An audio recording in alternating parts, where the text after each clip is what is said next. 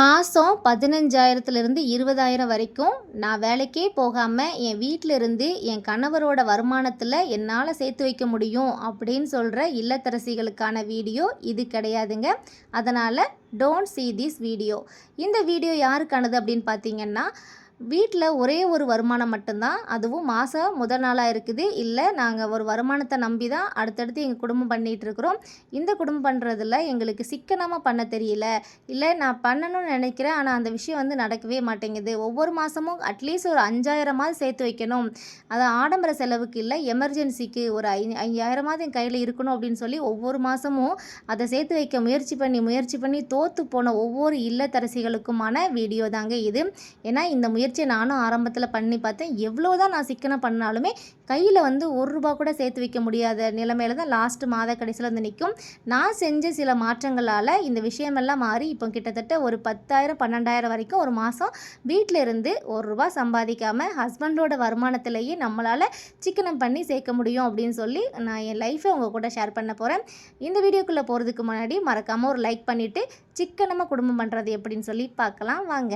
ஹஸ்பண்டோட சம்பள தேதி வந்த உடனேயே உங்களுக்கு டெய்லி சம்பளம் வார சம்பளம் அப்படி இருந்தால் கூட பரவாயில்ல, அந்த மாதத்துக்கான மொத்த சம்பளத்தோட ஒரு 10%, இப்போ ஒரு மாதத்துக்கு 10,000 சம்பாதிக்கிறாங்க அப்படின்னு சொன்னால் அதில் ஒரு 10% ₹1,000 நம்ம வீட்டு செலவெல்லாம் ஸ்டார்ட் பண்ணுறதுக்கு முன்னாடி நம்ம சேர்த்து வைக்கணும். எப்படி உண்டியலில் போட்டு வச்சுக்கலாம், இல்லைனா ஒரு பர்ஸு வச்சு தனியாக யாருக்கும் தெரியாமல் எடுத்து வச்சுக்கிடணும். இது ஒவ்வொருத்தர் சம்பளத்தை பொறுத்து வேரியேஷன் ஆகும். அதை விட அதிகமாக உங்களால் பண்ண முடியும் அப்படின்னு சொன்னால் ரொம்ப நல்லது. வீட்டு செலவெல்லாம் ஸ்டார்ட் பண்ணுறதுக்கு முன்னாடி இந்த சேமிப்பை நீங்கள் தொடங்கிடணும். அடுத்து ரெண்டாவது விஷயம் என்னென்னா, எங்கேயாவது மார்க்கெட் போகிறோம் அப்படின்னு சொன்னால் அங்கே போகும்போது நம்ம கிரெடிட் கார்டை யூஸ் பண்ணுறதை அவாய்ட் பண்ணணும். பைசாவை கையில் எடுத்துகிட்டு போகிறது ரொம்ப நல்லது. இப்போ ஒரு மளிகை கடைக்கு போகிறோம், இல்லை ஒரு காய்கறி வாங்க போகிறோம் அப்படின்னு சொன்னால் கண்ட மாரிக்கு கிரெடிட் கார்டை ஸ்வைப் பண்ணுறது, இல்லை QR கோடை பயன்படுத்திட்டு அப்படியே அமௌண்ட்டை போட்டு விட்டு வந்துகிட்டே இருக்கிறது. இப்போ கையில் ஒரு ₹1,000 நம்ம கணக்கு வச்சுட்டு போனோம் அப்படின்னு சொன்னால் அந்த ₹1,000 காலியான உடனே நமக்கு தெரிய ஆரம்பிச்சிடும். ஓகே, இந்த மாதம் நம்ம பட்ஜெட்டை தாண்டி போக போகுது, ₹1,000 செலவாயிருச்சு, அப்போ நம்ம கொஞ்சம் கண்ட்ரோல் பண்ணி வாங்கணும் அப்படின்னு சொல்லிட்டு. இதே இது எல்லா பொருளையும் வாங்கி வச்சு முடிச்சுட்டு QR கோடு மூலமாக நம்ம பைசா போட்டு வந்தோன்னா என்ன ஆகும், எவ்வளோ ரூபா போகுது அப்படின்னு சொல்லிட்டு நமக்கு தெரியாமே போயிடும். அதனால் இந்த கிரெடிட் கார்டு, இந்த QR கோடு இதெல்லாம் அவாய்ட் பண்ணிவிட்டு மொத்த பைசாவை கையில் கொண்டு போய் நீங்கள் வரவு செலவு பண்ண ஆரம்பிங்க. அது கண்டிப்பாக உங்களோட சிக்கனப்படுத்துதலில் பெரிய ஹெல்ப்ஃபுல்லாக இருக்கும். அடுத்து பார்த்திங்கன்னா, குக்கிங் பண்ணுறதுல டெய்லி 3 டைம், காலை மாலை ஈவினிங் அதுக்கப்புறம் நைட்டு இப்படின்னு சொல்லி 4 வேளை சமைக்கிறவங்க இருப்பாங்க. நம்ம குக்கிங் பண்ணும்போது பார்த்திங்கன்னா, காலைக்கு சமைச்சிட்டு காலைக்கும் மதியானத்துக்கும் சேர்த்து சமைச்சிடணும். இல்லை அப்படின்னு சொன்னால் காலையில் மட்டும் தனியாக சமைச்சிட்டு மதியம் நைட்டுக்கு சேர்த்து சமைச்சிடணும். அந்த மாதிரி 2 வேளை சமையலை மட்டும் ஃபாலோ பண்ணுங்கள். நான் என் வீட்டில் பார்த்திங்கன்னா ஸ்டார்டிங்கில் 3 வேளை சமைச்சிட்டு இருந்தேன். காலையில் சமைச்சு, மதியம் சமைச்சு, நைட்டு சமைச்சு அப்படின்னு சொல்லிட்டு அதில் பார்த்திங்கன்னா கேஸ் நிறைய வேஸ்ட் ஆகுது, அதோட நிறைய வேலைப்பாடாகவும் இருக்குது. அதே இது நான் இப்போ என்ன பண்ணுவேன்னா, காலையில் ஸ்கூலுக்கு போகிறதுக்கு பசங்களுக்கு சிம்பிளாக சமையல் பண்ணுறதோட எல்லாருக்கும் சமையல் பண்ணியாகவும், மதியத்துக்கு பார்த்திங்கன்னா நல்ல சமையல் பண்ணுறது, அதாவது கூட்டு பொரியல் அதுக்கப்புறம் சாம்பார் மோர் அப்படின்னு சொல்லி எத்தனை சமையல் பண்ணாலும் அதையே நம்ம ரிப்பீட் நைட்டு வச்சுக்கிறது, சாப்பாடு மட்டும் சுட சுட வடிச்சிக்கிற மாதிரி பார்த்துப்பேன். இது 2 வேளை சமையல் ஆகுது, நமக்கு கேஸும் மிச்சமாகும், நமக்கு வேலையும் ரொம்பவே மிச்சமாகும். அதில் கொஞ்சம் நமக்கு ரொம்ப யூஸ்ஃபுல்லாக இருக்கும். அடுத்து பார்த்தீங்க அப்படின்னு சொன்னால், இந்த கடையில் போய் அடிக்கடி சாப்பிட்றது, இப்போ ஒரு சிக்கன் பிரியாணியாக இருக்கட்டும், சிக்கன் ரைஸாக இருக்கட்டும், குழந்தைங்களுக்கு பிடிக்கும் அப்படின்னு சொல்லிட்டு கடையில் போய் வாங்கி சாப்பிட்றது. அது நம்ம ஒரு சின்ன பிளேட் வாங்கினாலே பார்த்திங்கன்னா அது ஒரு 40-50 ரூபான்னு சொல்லி அதுக்கு ரேட்டு சொல்லுவாங்க. நீங்கள் அதுக்கு 1 கிலோ சிக்கனோ 1 கிலோ மட்டனோ எடுத்துகிட்டு வீட்டில் சமைச்சிங்க அப்படின்னு சொன்னால் நல்லா ஹெல்த்தியாகவும் சாப்பிட்றலாம், நிறைய யூஸ் பண்ணிக்கலாம். நம்ம நிறைய பைசாவும் நமக்கு சேவ் ஆகும், ஹெல்த்தும் நமக்கு நல்லாயிருக்கும். அதனால் அடிக்கடி கடைக்கு போய் சாப்பிட்றத தவிர்த்துக்கணும். நாங்கள்லாம் இப்போ கடைக்கு போகிறதே கிட்டத்தட்ட ரொம்பவே ஸ்டாப் பண்ணியாச்சு. ஸ்டார்டிங்கில் முன்னாடி அதிகமாக போவோம், நானே ஒத்துக்கிறேன். ஆனால் இப்போ வீட்டிலேயே செய்ய ஆரம்பித்து சமைக்க ஆரம்பித்தோடனே பைசாவும் நமக்கு சேவ் ஆகுது, நல்ல பொருளை சாப்பிட்டோங்கிற திருப்தியும் இருக்குது. அதனால தான் சொல்கிறேன், ட்ரை பண்ணி பாருங்கள். அடுத்து பார்த்திங்க அப்படின்னு சொன்னால், நம்ம எங்கேயாவது வெளியில் சுற்றி பார்க்க போகிறோம் அப்படின்னு சொல்லிட்டு நம்மளோட காரு நம்மளோட பைக்கெல்லாம் எடுத்துகிட்டு அதில் பெட்ரோலு டீசல்னு போட்டுட்டு சுற்றி பார்க்க போவோம். அப்படி நம்ம போகிறத விட நம்ம ஒரு பப்ளிக் டிரான்ஸ்போர்ட் வந்து பார்த்திங்கன்னா இப்போ நம்ம டெல்லியில் இருக்கிறதுனால மெட்ரோ வந்து யூஸ் பண்ணுறதுனால நமக்கு டைமும் சேவ் ஆகுது. அதே டைமில் வந்து பப்ளிக் டிரான்ஸ்போர்ட்டை யூஸ் பண்ணுறதுனால நமக்கு வந்து அமௌண்ட்டும் வந்து ரொம்ப கம்மியாக வருது. அதனால் நாங்கள் வந்து இப்போ ரெகுலராக எங்கள் சொந்த வண்டியில் போகாமல் மெட்ரோஸ் அந்த மாதிரி வண்டி தான் யூஸ் பண்ண ஆரம்பிச்சிட்டோம். பப்ளிக் டிரான்ஸ்போர்ட் அது ரொம்ப வந்து கம்ஃபர்டபுளாக இருக்குது. கண்டிப்பாக மிடில் கிளாஸ் லைஃபுக்கு வந்து பப்ளிக் டிரான்ஸ்போர்ட் வந்து ரொம்பவே ஒரு சூப்பரான விஷயம் அப்படின்னு தான் சொல்லலாம். அதையும் ட்ரை பண்ணி பார்த்தேன். நல்லா ஒரு ஒர்க் அவுட் ஆகுது. அப்புறம் வந்து முக்கியமாக ஒரு விஷயம் வந்து ஆன்லைன் ஷாப்பிங்கை வந்து தவிர்க்கணும். எந்த பொருள் வாங்குறதா இருந்தாலும் கடைக்கு போயிட்டு வாங்குறது வந்து ரொம்ப நல்லது. ஆன்லைன் ஷாப்பிங் பண்ணுறதுல வந்து 2 விஷயம் இருக்குது. ஒன்று என்னென்னு பார்த்தீங்கன்னா, ரொம்ப குறைஞ்ச விலைய குவாலிட்டி இல்லாத பொருளை நிறைய வாங்கி குவிச்சிக்கிட்டே இருக்கிறது. அதில் வந்து நமக்கு பார்த்திங்கன்னா திரும்ப அந்த பொருள் வந்து கிழிஞ்சு போகிறதோ இல்லை ரிப்பேர் ஆகி போகிறதோ இல்லை வேஸ்ட்டாக போகிறதோ சீக்கிரத்தில் நடந்து திரும்பியும் அதே பொருளை வாங்க வேண்டியிருக்கும்.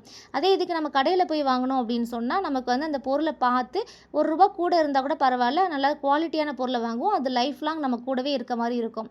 அது ஒரு பாயிண்ட்டாக. 2வது வந்து ஆன்லைனில் பெரிய மிஸ்டேக் என்னென்னா, நம்ம சும்மா ஆன்லைன் ஷாப்பிங் ஒவ்வொரு வாட்டி பண்ண ஆரம்பித்தோன்னா எதுக்கு தான் அந்த பொருளை வாங்குகிறோம் அப்படின்னு வந்து தேவையே இருக்காது. அந்த பொருள் அதை நம்ம தேவையே இல்லாமல் வாங்கிக்கிட்டே இருப்போம், ஆர்டர் பண்ணிக்கிட்டே இருப்போம். அது ஒரு ஹேபிட் ஆயிரும். அதனால் நம்ம முற்றிலும் ஆன்லைன் ஷாப்பிங்கை வந்து தவிர்க்கிறது ரொம்ப நல்லது. அப்புறம் இந்த கரண்ட் பில் வந்து ரொம்ப அதிகமாக வந்து யூஸ் ஆகிக்கிட்டே இருக்குது. இது வந்து என்ன மிஸ்டேக் அப்படின்னு தெரியாமல் நானே குழம்பிகிட்டு இருந்தேன். எங்கள் வீட்டில் ஒரு டைம் பார்த்தீங்கன்னு வச்சுக்கோங்களேன், 15,000 கரண்ட் பில் வந்துருச்சு. ஒரு 3 மாதத்துக்கு ஒரு 6 மாதத்துக்கும் சேர்த்து 15,000 கரண்ட் பில் வந்துச்சு. இது என்னடா வம்பா போச்சு, நம்ம வீட்டில் வந்து ஏசி கிடையாது, அப்புறம் பார்த்திங்கன்னா ஃபேன் மட்டும்தான் இருக்குது, கூலர் அவ்வளோ கரண்ட் பில் இழுக்குமா அப்படின்னு சொல்லி யோசிச்சுட்டு இருந்தேன். நான் பண்ண மிஸ்டேக் என்னென்னு பார்த்தீங்கன்னா, ஃபேன் ஒரு ரூமில் நம்ம போட்டுட்டு அடுத்த ரூம் போகும்போது அந்த ஃபேன் ஆஃப் பண்ணாமல் போயிடுது. லைட்டை பார்த்திங்கன்னா கண்ட மாதிரி எரிய விட்டுட்டு போகிறது. அதுக்கப்புறம் அந்த துணி துவைச்சிட்டு வாஷிங் மிஷினில் வந்து துணியை அப்படியே வந்து துவைச்சி முடிச்சுட்டு அந்த சுவிட்சை ஆஃப் பண்ணாமல் கிளம்பி போயிடுது. துணியை மட்டும் எடுத்து காய போடுறது. அதுக்கப்புறம் பார்த்திங்கன்னா ஹீட்ரு ஆன் பண்ணோன்னா அதை ஆஃப் பண்ணுறதே கிடையாது, அது ஃபுல்லாக ஓடிக்கிட்டே இருக்கிறது. இந்த மாதிரி ஸ்விட்செல்லாம் நிறைய ஆன் பண்ணி வச்சுட்டே இருக்கிறதுனால நிறைய கரண்ட் பில் வந்துருச்சு. அதுக்கப்புறம் தான் ரொம்ப ஃபீல் ஆச்சு, நம்ம வந்து எவ்வளோ கஷ்டப்பட்டு ஒவ்வொரு ரூபாயும் சேமிக்கணும் அப்படின்னு நினைக்கிறோம், ஆனால் அனாவசியமாக 15,000 வேஸ்ட்டாக போச்சு அப்படின்னு சொல்லிட்டு இப்போல்லாம் பார்த்திங்கன்னா வெயில் காலத்தில் ஹீட்டரை வந்து ப்ளக்கை வந்து சொருகிறதே கிடையாது, அப்படியே வந்து கழட்டி வச்சுருது. அதேமாதிரி வாஷிங் மிஷின் பார்த்திங்கன்னா வெயில் காலத்தில் வந்து துணி வந்து துவைக்க மட்டும்தான், அந்த ட்ரையர்லாம் யூஸ் பண்ணுறது கிடையாது, எடுத்து கைட்டே புழிஞ்சு காய போட்டுறது. குளிர்காலத்தில் மட்டும்தான் துணி காயாது, அதனால் அதை மட்டும் ட்ரையர் யூஸ் பண்ணிக்கலாம். எந்தெந்த இடத்துலலாம் வந்து நம்ம சிக்கனமாக வந்து கரண்டை பயன்படுத்த முடியும் அப்படின்னு சொல்லிட்டு இப்போ கண்ணும் கருத்துமாக நான் செயல்பட்டு இருக்கேன். நீங்கள் யாராவது வந்து ஃபேனை வந்து தேவையில்லாமல் ஓட விடுறதோ இல்லை வந்து மொபைல் சார்ஜ் போடுற சுவிட்சை கூட எப்போதுமே ஆன்லேயே வச்சுட்டு இருந்தீங்க அப்படின்னு சொன்னால், அதை தவிர்த்தீங்க அப்படின்னு சொன்னால் கரண்ட் பில் வந்து ரொம்ப சேவ் ஆகுங்க. அதோட நமக்கு பைசாவும் வந்து வேஸ்ட் ஆகாது. அடுத்து பார்த்திங்கன்னா இப்போ ரொம்ப அத்தியாவசியமாக இருக்குது பார்த்திங்கன்னா இந்த மொபைல் ரீசார்ஜ். இந்த மொபைல் ரீசார்ஜ் பண்ணுறது வந்து வீட்டில் எல்லார் கையிலையும் ஆண்ட்ராய்ட் ஃபோன் இருக்குது, எல்லார் கையிலையும் வந்து இப்போ வந்து நெட் வேணும், நம்ம இத்தனை ஜிபி வேணும் அப்படின்னு சொல்லிட்டு நம்ம ரீசார்ஜ் பண்ணி நம்மளோட என்டர்டைன்மெண்ட்டுக்காக வச்சுருக்கிறோம். இப்போ ஹஸ்பண்ட் ஒய்ஃபு வேலைக்கு போகிறவங்களுக்கு வந்து அது நெசசரியாக இருக்கும். வீட்டில் இருக்கிற நம்மளுக்கு வந்து பார்த்திங்கன்னா டைம் பாஸுக்காக நம்ம யூஸ் பண்ணுறோம் அப்படின்னா ஆஃபர் என்ன இருக்குதோ அதை பார்த்து நம்மளோட மொபைலுக்கு வந்து நம்ம பிளான் பண்ணி ரீசார்ஜ் பண்ணிக்கிட்டோம் அப்படின்னு சொன்னால் அதில் கொஞ்சம் அமௌண்ட் வந்து நம்மளால் சேவ் பண்ண முடியும். அடுத்து பார்த்திங்க அப்படின்னு சொன்னால், இப்போ வந்து கேபிள் கனெக்ஷன் வந்து இழுத்து வச்சுட்டு அதுக்கு வந்து டெய்லி இல்லை வாரத்துக்கு இல்லை மாதத்துக்குன்னு சொல்லி அமௌண்ட் வந்து கட்டிக்கிட்டே இருக்கணும். நம்ம அதிக நேரம் டிவி கூட பார்க்க மாட்டோம் மொபைல் வந்ததுனால. அதனால் நமக்கு தேவையில்லாத சேனல் எல்லாம் ரீசார்ஜ் பண்ணி அதுக்கும் பார்த்துட்ருக்கிறதுக்கு பதிலாக டிடிஹெச்சில் வந்து கனெக்ஷன் பண்ணிவிட்டு நமக்கு தேவையான சேனல்ஸ் மட்டும் டவுன்லோட் பண்ணிக்கணும். அதாவது இப்போ குட்டீஸ்க்கு வந்து சேனல் தேவைப்பட்டுச்சு அப்படின்னு சொன்னால் கிட்ஸுக்கான சேனல் மட்டும் நம்ம வந்து ரீசார்ஜ் பண்ணிக்கலாம். அதே இது பெரியவங்களுக்கு நியூஸ் சேனல் இல்லை சீரியல் எதுவும் பார்க்கணும் அப்படின்னு சொன்னால் அதுக்கான சேனலுக்கு மட்டும் பைசா போட்டு நம்ம வந்து பார்த்துக்கலாம். அந்த மாதிரி ஆப்ஷன்ஸ்லாம் இருக்குது. அதெல்லாம் தெரிஞ்சு நம்ம வந்து டிவி கனெக்ஷனுக்கும் வந்து நம்ம சேவ் பண்ணிக்கலாங்க. நிறைய விதத்தில் வந்து நமக்கே தெரியாமல் வந்து பைசா எல்லாம் வேஸ்ட்டாக போய்கிட்டு இருக்குது. இது எல்லாமே கண்டுபிடிச்சி கரெக்ட் பண்ணுறதுக்கு எனக்கு ரொம்ப வருஷம் ஆகிப்போச்சுங்க. அதுக்கப்புறம் இதையெல்லாம் தெரிஞ்சதுக்கப்புறம் ஆட்டோமேட்டிக்காக கையில் வந்து பைசா தங்க ஆரம்பிச்சது. அதனால தான் நான் உங்கள் கூட இன்றைக்கி இவ்வளோ கான்ஃபிடெண்ட்டாக பேசிகிட்டு இருக்கிறேன். அப்போ நீங்கள் இன்னும் முன்னே பார்த்துட்டு இருந்தீங்களா, நான் என்ன பண்ணிட்டு இருந்தேன்னா இந்த மாதத்துக்கான மளிகை பொருளை வந்து மொத்தமாக வந்து நான் வாங்கிடுவேன். அதாவது என்னென்ன பொருள்லாம் இருக்குது அப்படின்னு சொல்லி முதல் லிஸ்ட் எடுத்துகிட்டு என்னென்ன பொருள்லாம் வாங்கணும் அப்படின்னு சொல்லிட்டு அதுக்கு இந்த மாதத்துக்கு எவ்வளோ தேவையோ அதை மட்டும் வாங்குவேன். நான் இப்போ வாங்கியிருக்க பொருளோட ரேட்டு பார்த்திங்கன்னா கிட்டத்தட்ட 2200 வந்துருச்சு. இந்த மாதம் ஃபுல்லாகவே இது யூஸ் ஆகிக்கிடும். அதை எல்லாமே வந்து நான் வந்து இந்த மாதிரி ஸ்டோர் பண்ணி வச்சுக்குவேன். நம்ம எந்த அளவுக்கு பொருள் வாங்குகிறோம் அப்படிங்கிறது முக்கியம் கிடையாது. வாங்கின பொருளை எவ்வளோ பத்திரமா ஸ்டோர் பண்ணுறோம், ஸ்டோர் பண்ணுறது கூட முக்கியம் இல்லைங்க, எவ்வளோ பத்திரமா அதை வந்து பயன்படுத்துகிறோம் அப்படிங்கிறது தான் ரொம்ப இம்பார்ட்டன்ட். அதை நம்ம வாங்கின பொருளை வேஸ்ட் ஆக்காமல் பயன்படுத்தணும். இன்றைக்கி நான் அந்த ப்ராசஸ் தான் போய்கிட்டு இருக்கேன். இதே போல் தாங்க நம்ம மொத்தமாக வந்து எல்லா மளிகை பொருளும் வாங்கிட்டு அடிக்கடி நம்ம கடைக்கு போய் மளிகை பொருள் வாங்காமல் இருந்தோம் அப்படின்னு சொன்னால் என்னென்னா, இப்போ சின்னதாக ஒரு கடை பக்கத்தில் இருக்குது அப்படின்னு சொன்னால் அங்கே போய் அடிக்கடி கடுகு சீரகம் அப்படின்னு சொல்லி கொஞ்சம் கொஞ்சமாக லூஸில் வாங்கிக்கிட்டே இருக்கிறத விட ஒரு 1/2 கிலோ 1/4 கிலோ அப்படின்னு சொல்லி மொத்தமாக வாங்கி வச்சிட்டோம் அப்படின்னு சொன்னால் நமக்கு பொருளும் வீட்டில் இருக்கும். அதே டைமில் அடிக்கடி நம்ம கடைக்கு போகாமலும் தவிர்க்கலாம். அடிக்கடி கடைக்கு போயே பைசா வேஸ்ட் ஆகுது அப்படின்னு சொல்கிறவங்க யாராவது இருந்தீங்கன்னா கண்டிப்பாக இதை கரெக்ஷன் பண்ணிக்கோங்க. நான் சொன்ன இந்த விஷயத்தில் எந்த விஷயத்தில் நீங்கள் இப்போ வரைக்கும் தப்பு பண்ணிகிட்டு இருக்கீங்க, எந்த விஷயத்தில் இனிமேல் நீங்கள் மாற்ற போகிறீங்க அப்படின்னு சொல்லி மறக்காமல் சொல்லிட்டு போங்க. இப்போது மாதத்தில் 10,000 12,000 எப்படி என்னால் சேவ் பண்ண முடியுது அப்படின்னு சொல்லி நான் டீட்டெயிலில் சொல்கிறேன் பாருங்கள். சம்பளம் வந்த உடனே அதுலேருந்து ஒரு 10% நான் சொல்லியிருக்கேன்ல, அதுலேருந்து கொஞ்சம் ரூபாய் எடுத்து நம்ம உண்டியலில் போட்டு வச்சுருவேன். அதுக்கப்புறம் பார்த்திங்கன்னா வீட்டு செலவு எல்லாமே இதுக்கு முன்னாடி ஆன்லைன் பேமெண்ட்டாக பண்ணிகிட்டு இருக்கும்போது கிட்டத்தட்ட நம்ம பிளான் பண்ணது என்னமோ ஒரு 20,000 வரைக்கும் செலவு பண்ணலாம். ஏன்னா நம்ம இப்போ டெல்லியில் இருக்கிறதுனால எல்லா பொருளுமே ரொம்ப காஸ்ட்லியாக கிடைக்கிது. அதை விட நம்ம ஒன் டைம் வெளியில் போயிட்டு வந்தோம் ஃபேமிலியோடு அப்படின்னு சொன்னால் அசால்ட்டாக 500 ரூபா ஒரு ஸ்நாக்ஸுக்கே செலவாகுதுங்க.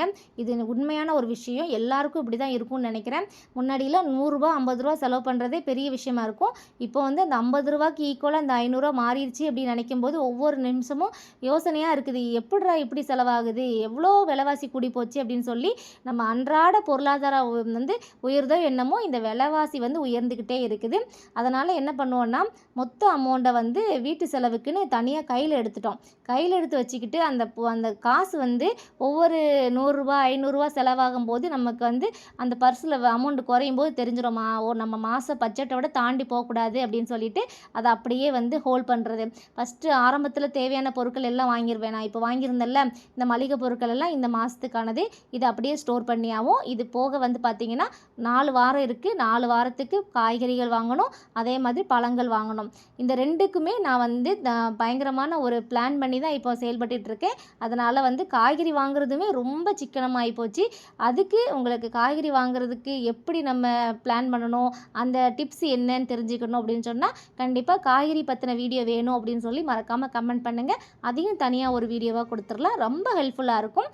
அதுக்கப்புறம் பார்த்திங்கன்னா இப்போ அந்த வாரம் ஃபஸ்ட்டு ஸ்டார்டிங் பண்ணுறது கையில் எடுத்து நான் காசு செலவு பண்ணுவேன்னு சொல்லிட்டேன். அந்த கையில் காசு இருக்கிறதுனால என்ன ஆகுதுன்னு கேட்டிங்கன்னா, இப்போ என் ஹஸ்பண்ட் வந்து செலவு பண்ணி பார்த்தாரு.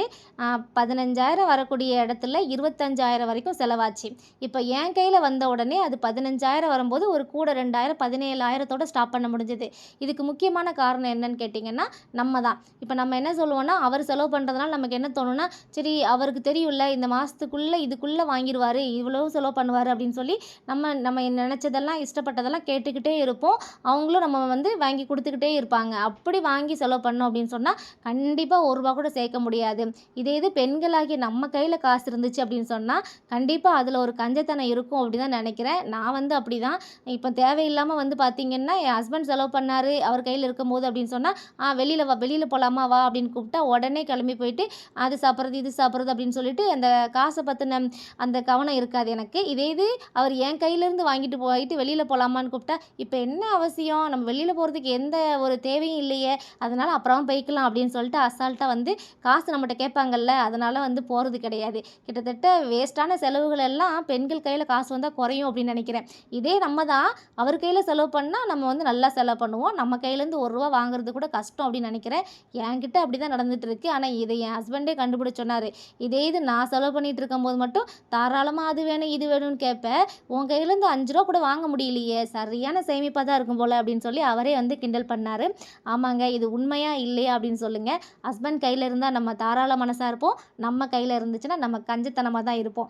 உண்மையான்னு சொல்லி மறக்காமல் சொல்லுங்கள். அப்புறம் வந்து எல்லா பொருளையும் வாங்கினது மட்டும் இல்லாமல் ஸ்டோர் பண்ணியாச்சு.